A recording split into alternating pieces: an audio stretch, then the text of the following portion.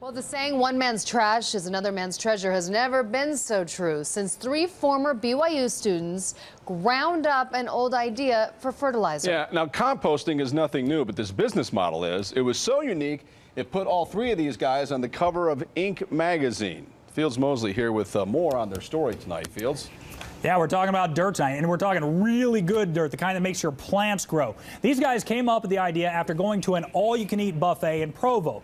Plate after plate of food was going into the garbage, so they started thinking, there's got to be a way to make money off of that stuff. There is nothing pretty about our garbage, and there's something particularly nasty about rotting food.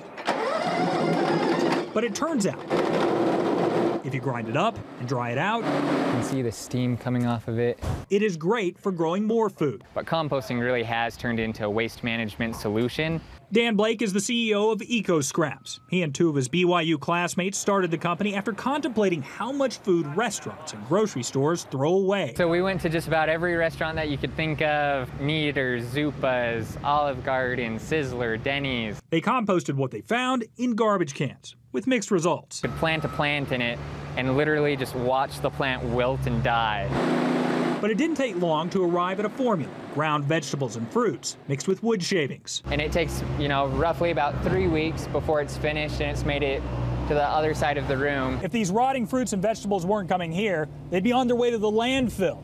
Americans throw away a phenomenal 30 million tons of food every single year.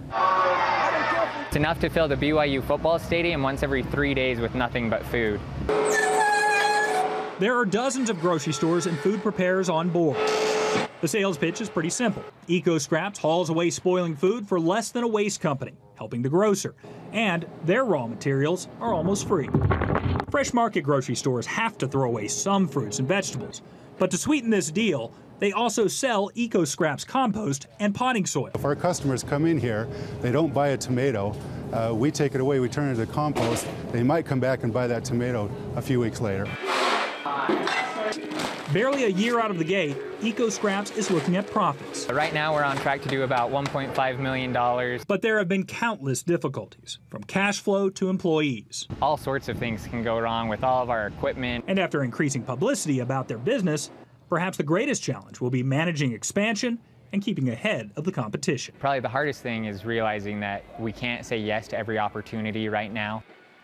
And they started this company with less than $50,000. The company is outgrowing its facility here in Salt Lake City.